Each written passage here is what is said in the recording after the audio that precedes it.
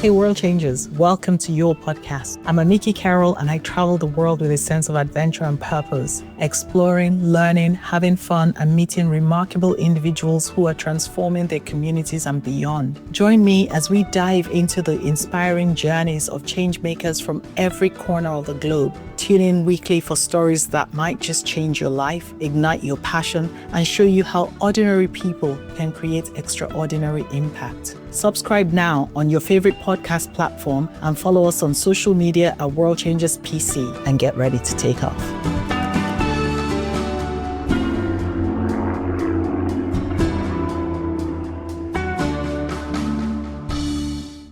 Hi, Terrence. How are you? I am very well. Oh, good, Yes. good. It's already been a lot of fun since you came. It was- So lovely to meet you. You came highly recommended, and I really like your bio. It Thank talks about you as being a son of encouragement. Oh, yes. I mean, I really like that. Would you like to tell me a little bit about that? Yeah, sure. So I've always had this thing where I look at people and see the best in them. And even sometimes when they don't see it. So I often find myself being the cheerleader to people who I'm around. And there's a guy when I was in, was it Texas? North Carolina, sorry, who said to me, "Do you realize you are such a son of encouragement? I'm going to call you Barnabas or something." And I was like, "Oh, nice. I like the way that sounds." And then another guy said the very same thing. And I was like, "Oh, two witnesses. So this must be a thing." So I just started thinking, I just believed it and now share that as part of who I am. But that's not all. Yeah. You also have other descriptors. Tell us about it. So reformer is another one. And reformer is because I ask why a lot.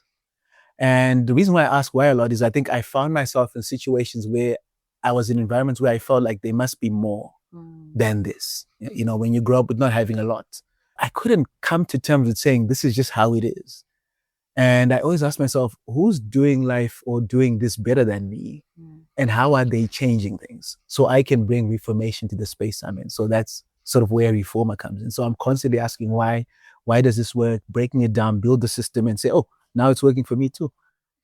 I love that. Yeah. So tell us a little bit about some of the things that you're reforming, as it were.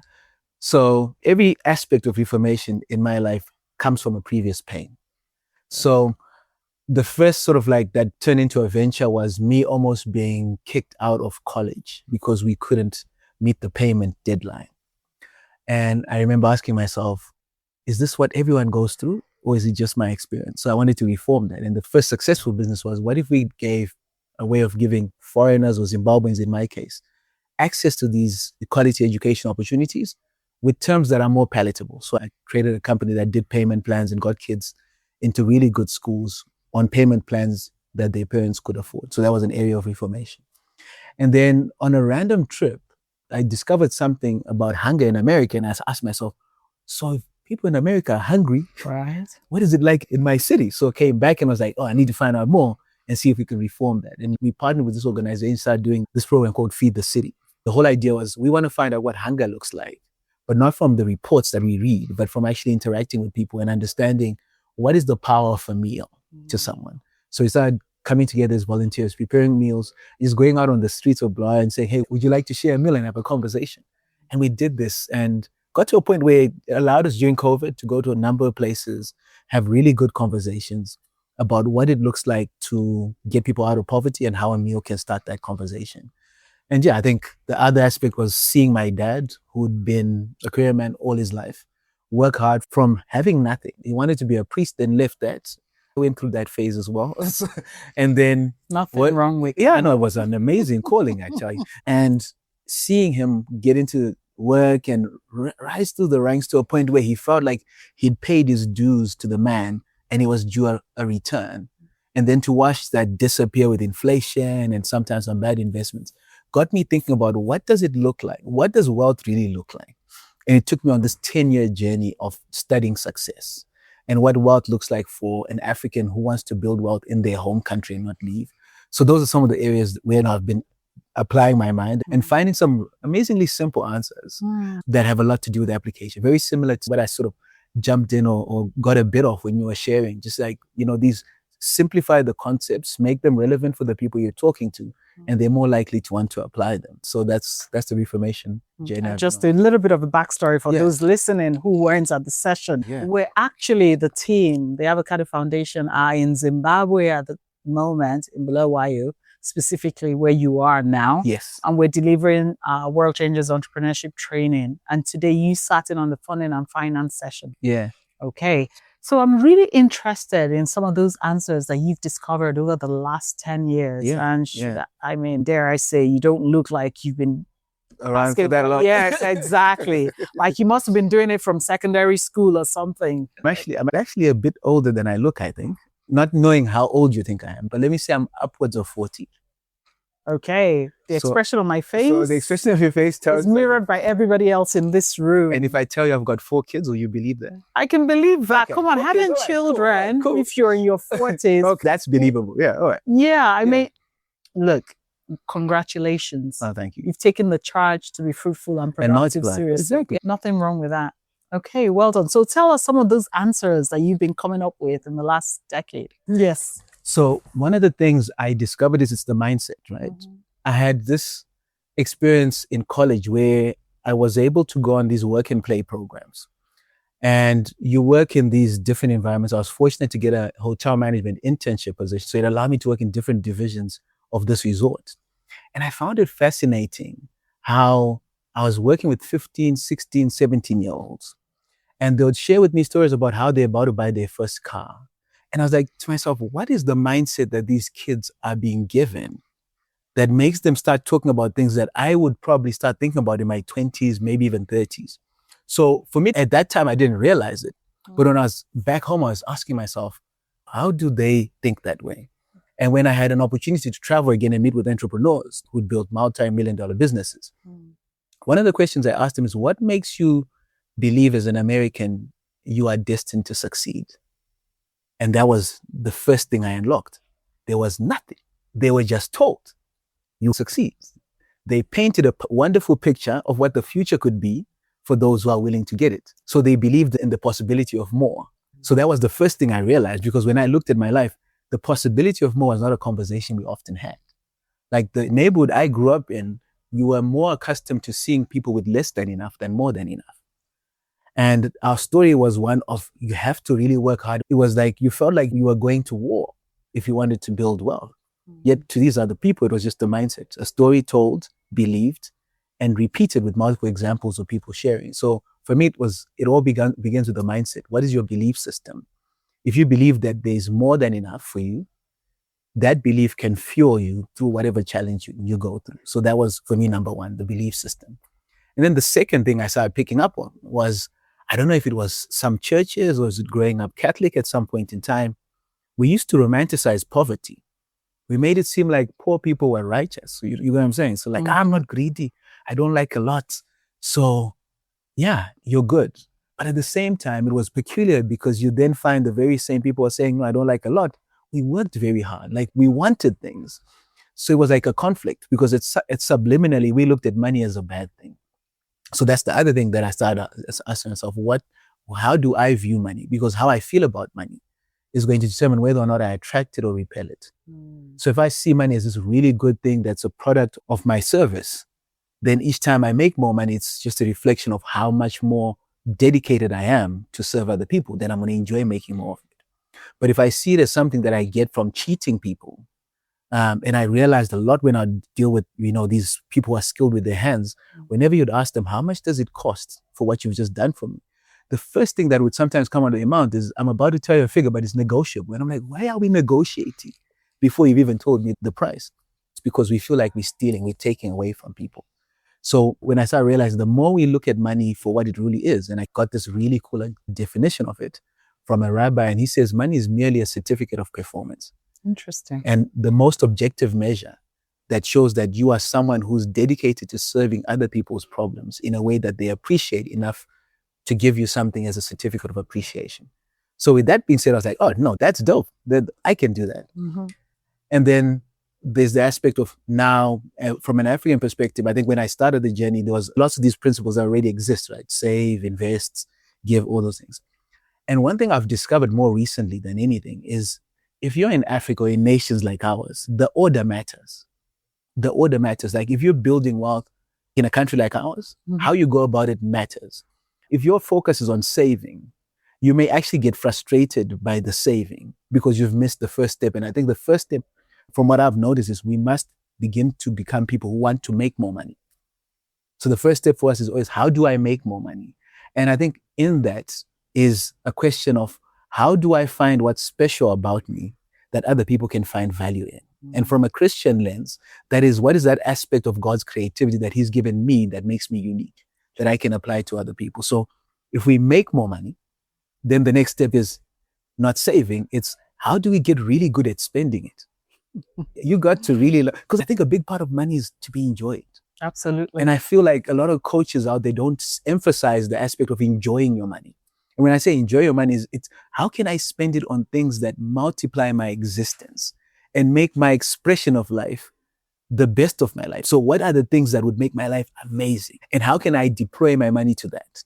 As opposed to putting my money to things. I worked in investment banking, and we had this thing called lifestyle creep or lifestyle inflation, where people thought that if you were an investment banker, you need to wear a particular type of suit, you need to be driving a particular type of car. Live in a particular kind and hang out with a good taste restaurant. Exactly. Yep. I could care less what kind of car I'm driving. When I look at cars, I'm like, how much can I save on fuel? Because that's not important to me. You get what I'm saying? So the risk is always you start doing things to fit into a particular class or please certain people. But that's money going to something that's going to drain you. It takes away from your satisfaction. So you have this appearance of everything as well, but each investment in that area is draining me. And I think a lot of people, that's how we end up not building the world we want, because we're spending on liabilities that are draining us. And then the third aspect is that's when only savings kicks in. And the way I started looking at savings is, how can I put away money for future spending that I really want to do, that I may not be able to afford right now, or that I may not be aware of that's coming on the horizon, but I want to be prepared for when that comes in. And obviously, because I'd seen what had happened in our country, it was a conversation on how do I also prepare myself for these emergencies? Because I think it's Les Brown who says you're either in a crisis, coming out of a crisis, or you're headed to a crisis. The last thing you want is to be in a crisis and be broke as well. You know, at least cry about it, but to be able to afford to get out or at least reduce the. So it's, how do I frame saving once again to the ideal life that I want to build? Investing then comes in at that particular point in time. So I'm making more, I'm spending it the way I want to spend it. I'm putting it away because I see a future. There's a future I'm chasing, and I'd love to be able to be financially able to pursue it. And the best way to accelerate that is to put that money to work, right? So I think from a kingdom lens is, how can I sow this money so it produces for me a harvest, right? So sowing now begins to say, who else is doing amazing things that I can lend my money to help? So stuff like the stock market, how can I help support this listed company? How can I help this guy who's starting a business? And I think one of the best investments is in yourself. And I think we seldom, I loved what you said, I'm going to coach you. I caught a glimpse of it, but I was like, this lady is speaking gold. What you spoke about investing in going to the Global Leadership Summit, I love that summit, right? I dedicate time out of my year to do that because it is an investment in my personal growth and in awareness of how the world is changing around me and the part I can play. So for me, one of the biggest investments is, how can I invest in myself to make myself an even more powerful version of myself? And I don't think we do that enough, because at the end of the day, it's your uniqueness that people gravitate to. And a talent that's not nurtured or developed is not enough to survive in the world we're in. You'll get things right when the environment is right. When you nurture that talent, you create environments that it always works in, right? So it's that aspect of investing in yourself. And I think that's where I started looking at entrepreneurship as one of the key things that will allow you to build the wealth that you are aspiring to. I think it's probably the best way out of all the other ways. That is the best business you will ever get to enjoy or participate is your own. And the conversation is, what kind of business is it going to be, especially, and it has to leverage who you are. And my definition of entrepreneurship is just simply someone who solves a problem in a commercially viable way. And we vary in our extent of entrepreneurship, in that people sometimes call people employees. I think if you've got an entrepreneurial mindset, you know that I am serving one customer and my job is to serve my one customer's other customers. So if I can consistently deliver value, I can get to a point where when people see employee, I am an entrepreneur who just prefers not to deal with hundreds of customers I directly. love exactly what you Yeah. said. I mean, I think that most people, when they think about entrepreneurship, thinks that everyone should be an entrepreneur Yeah. running a business. And I Oh, yeah. don't agree with that. I do think everybody should have an entrepreneurial 100%. for sure. Not everyone has the grit to actually be in the trenches and build the business, because let's face it, it's hard. It's It is. extremely hard. And I think that's those guys who can go and build out businesses and scale them and be the person, like, you're not just providing a service, but you are now beginning to take care of staff and their needs. There are lots of little pieces that we tend to forget that go beyond your gifts, right? Or your skill set. They're, in my view, are like the growth entrepreneurs. They can take on the pressure, but not all of us are built that way. And like some of our talents are better served in what other people call employee, but you have to have the entrepreneurial mindset, Absolutely. right? You have to get to a point where you can quantify. I did a lecture once at one of these universities, and I called it the death of the employee. And I was just looking at just, the statistics around employees and what's been happening, especially post-pandemic. And you find that when you look at levels of engagement, only 14% globally, employees-wise, are engaged at work. So that means 86% are just showing up to get a paycheck and head out, right? So the conversation becomes, why is, and for me, I realized that the way we've been brought up in the Industrial Revolution is that you were component labor. You were told what to do. So when you got a job, or when parents would say, look, work hard, get a good job, it's so that when you've got the job, you've got to the end. Like, it's celebration time. Now let's wait for the salary to roll in. Yep. So being an employee, the end goal was to get a job. Yeah. Right? And now I'm at the job. If I need to know what I need to do, my boss needs to tell me. Who pays me? My boss. If there's a training need, who discovers it? My boss, right? If I mess up, I'm not telling my boss I messed up. He has to discover it. But the answer to all these questions really show you the definition of modern day slavery. You have no control over your financial fortune because you are relying on what someone else thinks of you. Or even over your gifts and talents. Exactly. Yeah. Because it's more, I think I have such a different view of fortune. Yeah. I don't think it's necessarily cash. It was. Yes. Yeah. So, and I think most people very often get wound up because they can't afford something. Oh, yes. All my life, I've always said, if I can't afford something and I need it, I'll get it for free. That's exactly and that's a world mindset, right? Yes. If it's important enough, if it's important, out a way, it will come to me because I need it. And so it's good for the journey because we're all pilgrims here on earth. Yeah. And we all have a purpose. Yes. But most people don't realize it. Most people don't live with a purpose mindset. Oh, that's so good. There's this definition of success that one of my coaches uses, and I was like, this is power. There are many definitions of success, and a lot of them get us to a point where we feel stuck in life because we're like, I haven't made this amount of money, so I'm not making $1 million a year, so I'm useless. But some of those definitions, and some people, you look at actresses and people earn lots of amounts of money, you'd think they'd be happy, right? Or they'd feel successful, but look at the suicide rates that you get there. So the definition I got was success is 3 aspects. So the first thing is discovering your purpose, which means what was I created to do on this earth? And the sweet spot of purpose, it's something that you are good at. It's something that energizes you, so it leverages your passion. And the most important thing, it's something that contributes to other people's lives beneficially. So if I can discover that, and the fact that we're saying discover means it exists. You don't have to create it. It exists. Then the second aspect is, how do I develop myself for this purpose? So after having found it, can I develop myself so that I get so good at leveraging these aspects of me that are unique? And as I develop that and get good at it, can I get to a point where I'm so focused on only doing that? Can I dedicate most of the rest of my life to just that? Yeah. And I think when you look at that as success, but does it have to be one thing though? It could be a couple of things. Yeah. But I think I wouldn't have thought it was one thing. And I also think in life there are seasons. Yeah. And with every season, there might come a new purpose. Yeah.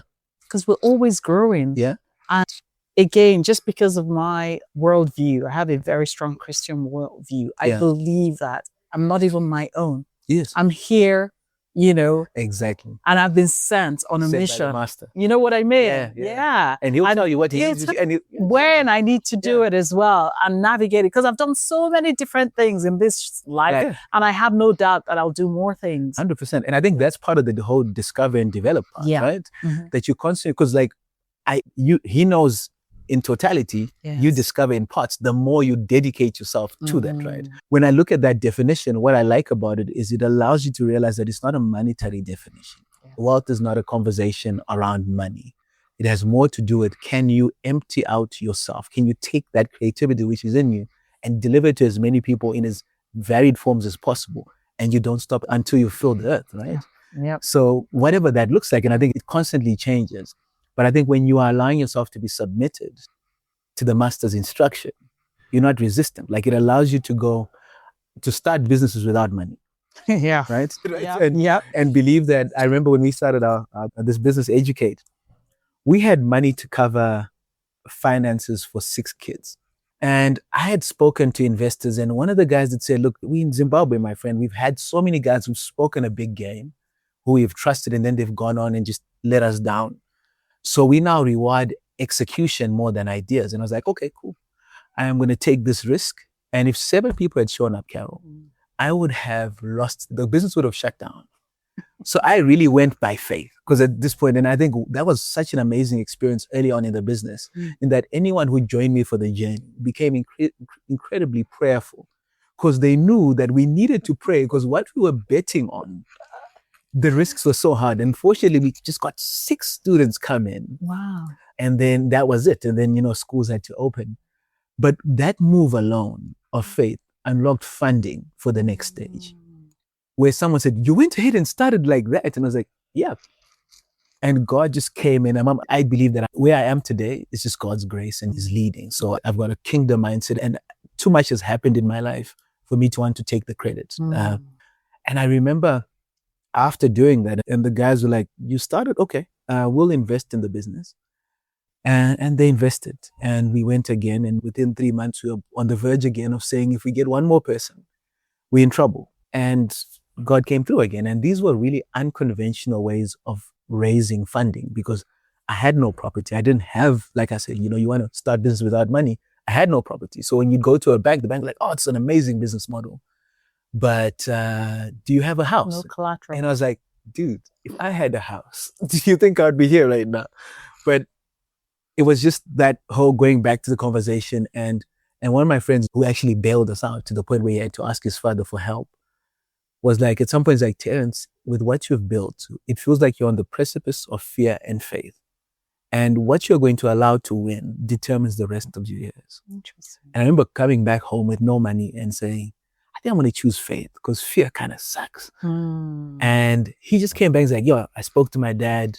We're going to move some money that was meant for my sister's fees over to, and what are you going to do? And they did that, and we continued to grow. And I think there's just been so many things where you start realizing that entrepreneurship at its heart, it pushes your belief system in yourself and your willingness to want to add value to yourself.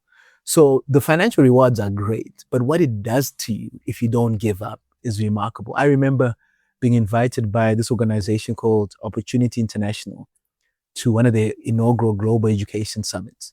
It was because of a relationship I'd established when I was working for another organization. And the guys said, we heard about you and how you think about funding education, which is very different from most people.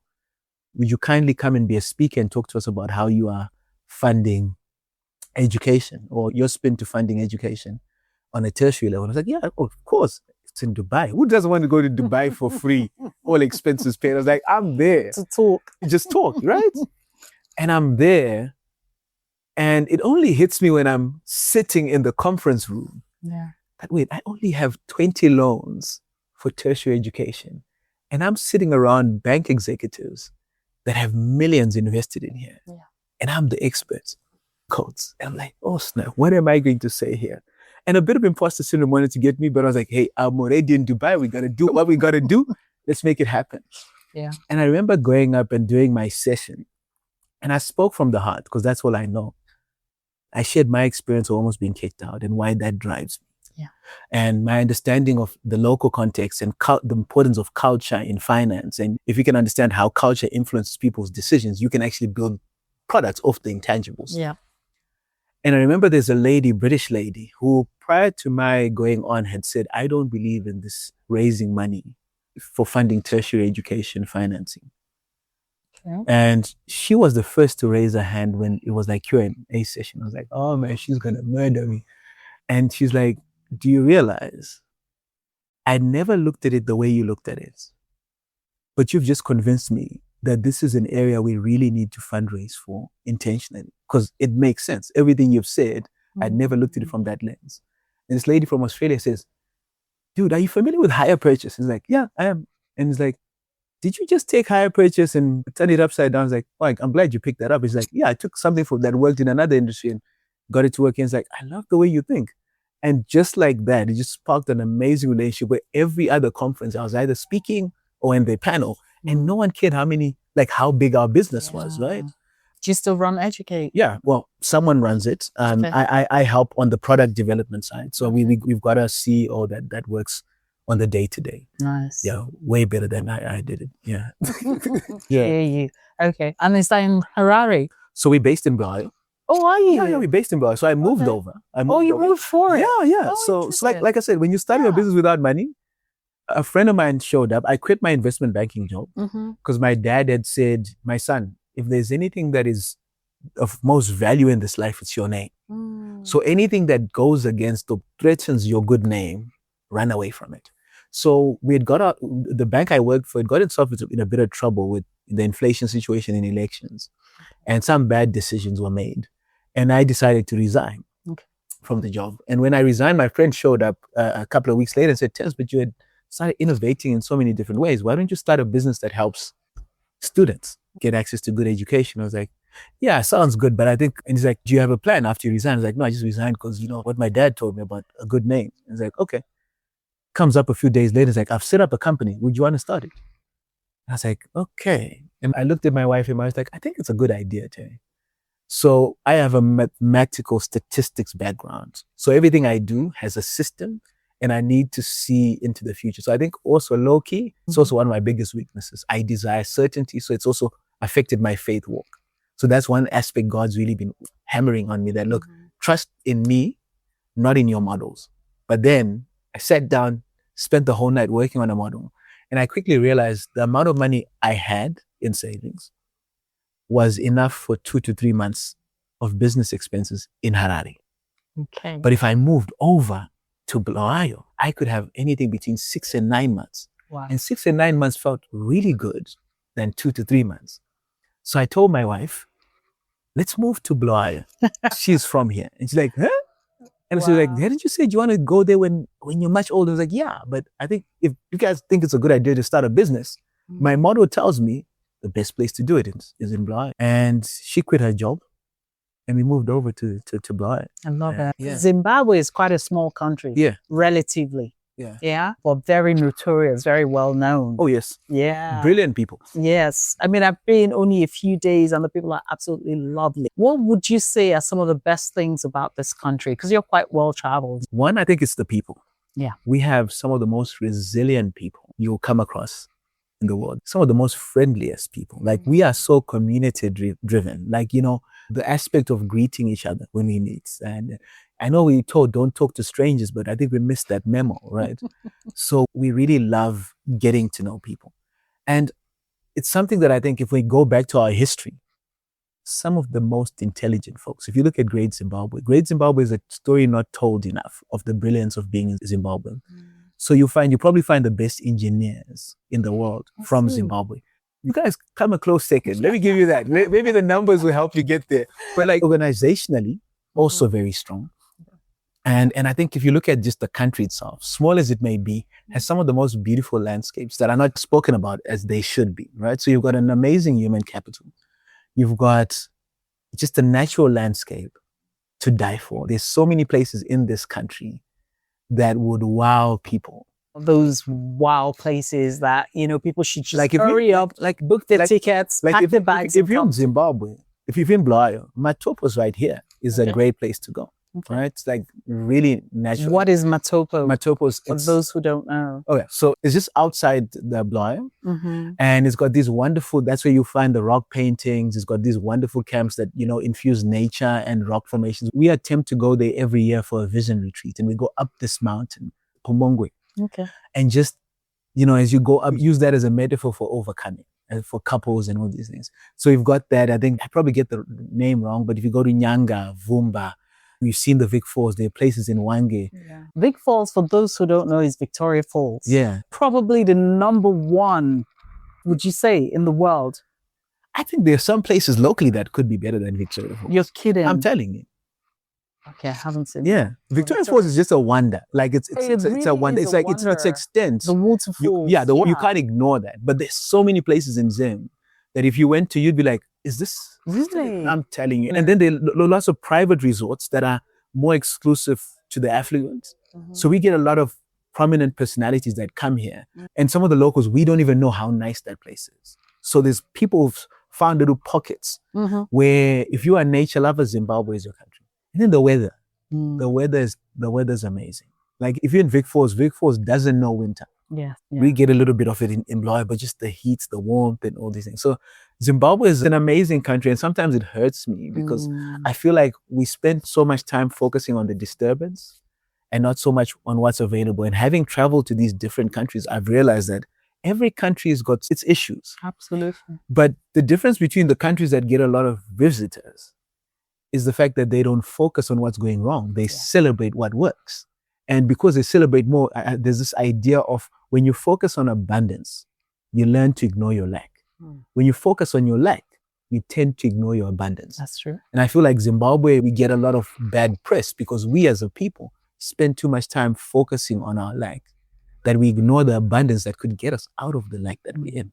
It really is a beautiful country. It is. Even just flying in and looking over the landscape, it's amazing. Oh, wow. I mean, when we were flying in a few days ago, because I used to do art, I just thought I'd love to just sit and paint.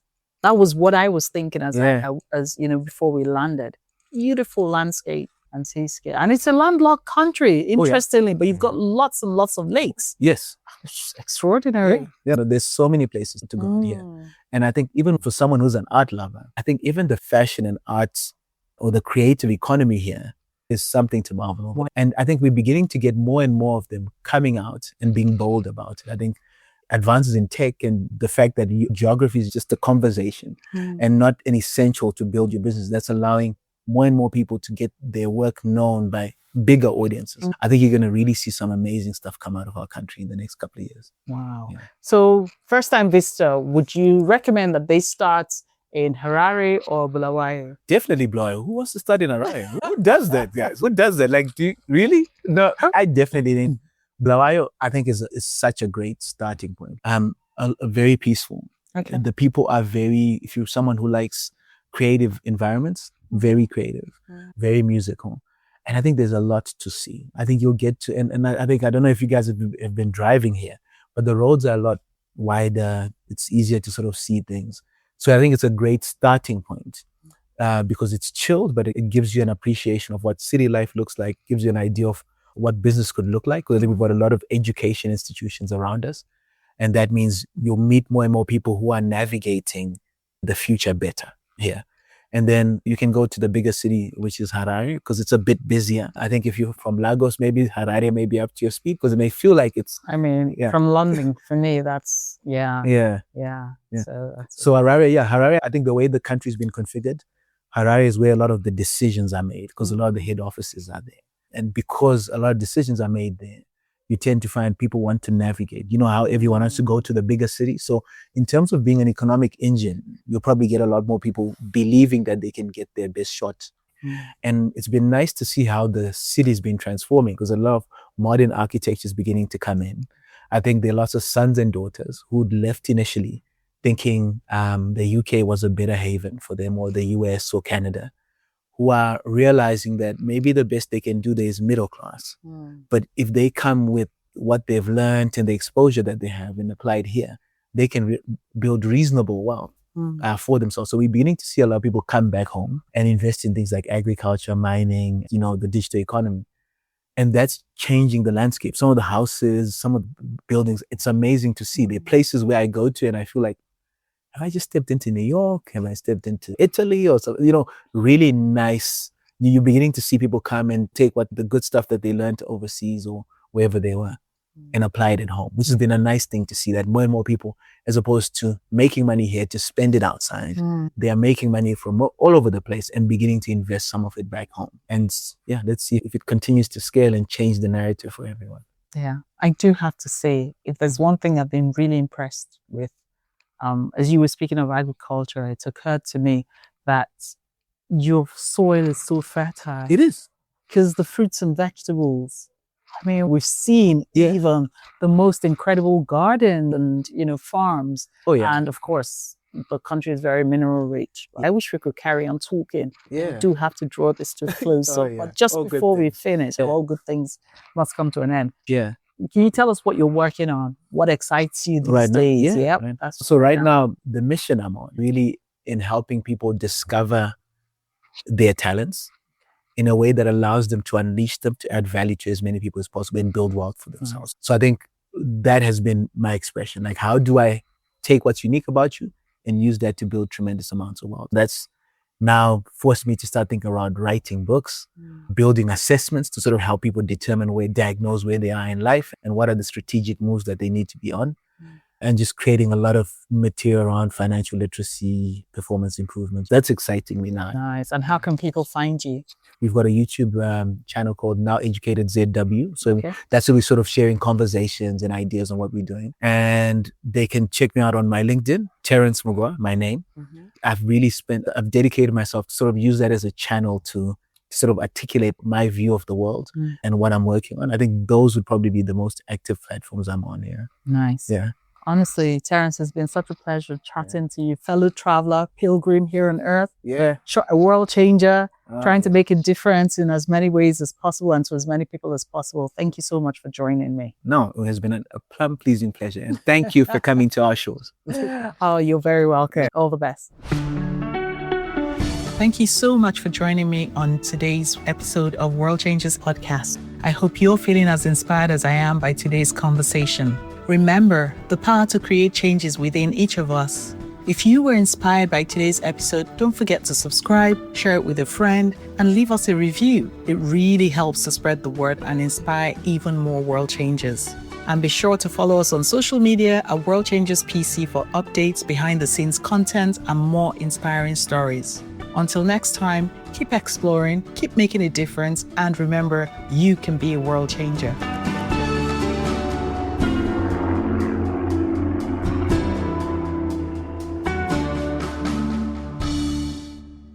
The World Changers podcast is produced by Humanize Live and presented by Amiki Carroll.